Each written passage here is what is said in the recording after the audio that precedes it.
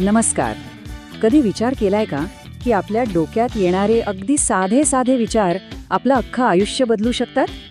आज आपण ह्याच विचारांची शक्ती वापरून यश कसं मिळवायचं हेच पाहणार आहोत. चला तर मग सुरुवात करूया. नमस्कार मित्रांनो, पुन्हा एकदा तुमचं स्वागत आहे मराठी रंगमध्ये. तर सुरुवात करूया एका अगदी सोप्या पण खूप महत्त्वाच्या प्रश्नाने. आपले विचार खरंच आपलं आयुष्य बदलू शकतात का? मला खात्री आहे आपल्या सगळ्यांना स्वतःला अजून चांगलं बनवण्याची इच्छा असते आणि चांगली गोष्ट ही आहे की याचं उत्तर आहे हो, नक्कीच. आणि हे कसं शक्य आहे तेच आज आपण समजून घेणार आहोत. तर मग चला विचारांच्या या शक्तीला जरा जवळून ओळखूया. हे एक असं मानसिक साधन आहे जे आपल्या आयुष्यात खूप मोठे आणि सकारात्मक बदल घडवून आणू शकतं. तर या सकारात्मक स्वयंसूचना म्हणजे नेमकं काय आहे? घाबरू नका हं, हा काही अवघड प्रकार नाहीये. अगदी सोप्या भाषेत सांगायचं तर ही काही साधी पॉझिटिव्ह वाक्य आहेत जी आपण स्वतःला सतत सांगायची असतात. यामागचा उद्देश एकच, आपल्या मनात जे नकारात्मक विचार येतात ना त्यांना आव्हान द्यायचं आणि एक सकारात्मक मानसिकता तयार करायची. आता काही जणांना वाटेल की हे म्हणजे फक्त सगळं चांगलं होईल असं म्हणत बसण्यासारखं आहे. पण तसं अजिबात नाहीये. ही केवळ स्वप्न पाहण्यासारखी गोष्ट नाही, तर हे एक पॉवरफुल मानसिक साधन आहे. यामागे आपल्या मेंदूचं एक विज्ञान आहे जे आपल्या विचारांना आणि मग आपल्या जीवनाला एक नवा आकार देतं. चला आता बघूया या स्वयंसूचनांचा पहिला आणि सगळ्यात महत्त्वाचा फायदा, तो म्हणजे एक शांत आणि मजबूत मन मिळवणं.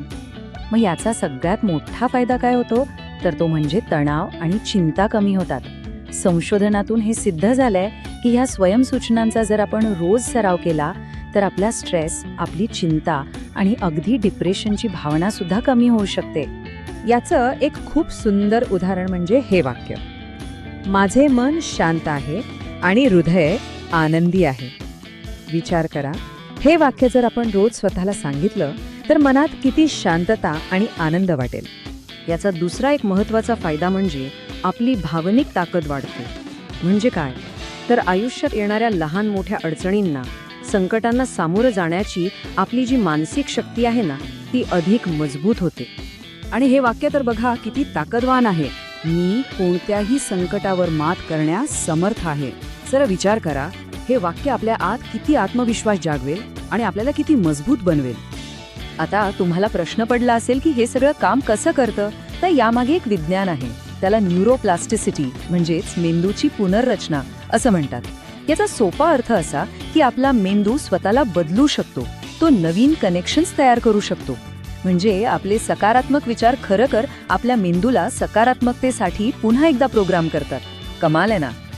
आता आपण वळूया विद्यार्थ्यांसाठी एका खूप महत्त्वाच्या भागाकडे.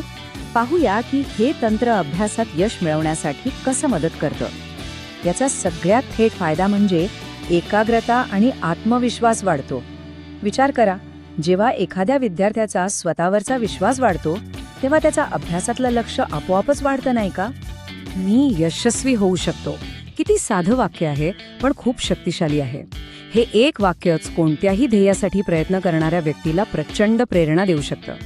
आणि परीक्षेचा ताण, तो तर सगळ्यांनाच येतो, पण या स्वयंसूचना परीक्षेचा ताण कमी करण्यासाठी खूप मदत करतात. SSC असो किंवा MHCET अशा महत्त्वाच्या परीक्षांच्या वेळी येणाऱ्या भीतीपासून वाचण्यासाठी या स्वयंसूचना एका ढालीसारखं काम करतात. आणि हे वाक्य पहा, मी माझ्या ध्येयांपर्यंत पोहोचण्यासाठी पूर्णपणे सक्षम आहे. हे वाक्य आपल्याला कामं पुढे ढकलण्याच्या सवयीपासून दूर ठेवतं आणि आपल्या ध्येयावर टिकून राहण्यासाठी मदत करतं. जर तुम्हाला ही माहिती खरंच उपयोगी वाटत असेल तर आपलं आयुष्य आणखी चांगलं बनवण्यासाठीचे असेच नवनवीन मार्ग जाणून घेण्यासाठी आपल्या चॅनलला सबस्क्राईब करायला विसरू नका. आता आपण एका खूपच खास आणि इंटरेस्टिंग मुद्द्यावर बोलणार आहोत. तो म्हणजे आपल्या मातृभाषेत म्हणजेच आपल्या मराठीत या स्वयंसूचना वापरण्याचं काय महत्त्व आहे. संशोधनातून एक खूप छान गोष्ट समोर आली आहे. ती म्हणजे जेव्हा आपण आपल्या मातृभाषेत स्वयंसूचना देतो तेव्हा त्या थेट आपल्या मनाला भिडतात. त्यांचा भावनिक प्रभाव खूप जास्त खोलवर होतो. तर मग मराठीतूनच या सूचना देणं जास्त प्रभावी का ठरतं? याचं कारण पहिलं म्हणजे यामुळे एक खोल भावनिक नातं तयार होतं. दुसरं, आपल्याला त्या गोष्टी अधिक स्पष्टपणे समजतात. आणि तिसरं म्हणजे स्वतःबद्दल एक चांगली प्रतिमा तयार व्हायला मदत होते, कारण आपली भाषा ती थेट आपल्या हृदयाची भाषा असते. बरं, आपण हे काय आहे आणि का करायचं हे तर पाहिलं, पण आता प्रश्न आहे की हे कसं करायचं. चला तर मग यासाठी काही सोप्या पण प्रभावी टिप्स पाहूया. सगळ्यात पहिला आणि महत्त्वाचं आहे नियमितपणा. कोणतीही नवीन सवय लावण्यासाठी किमान 21 दिवस तरी रोज सराव करा.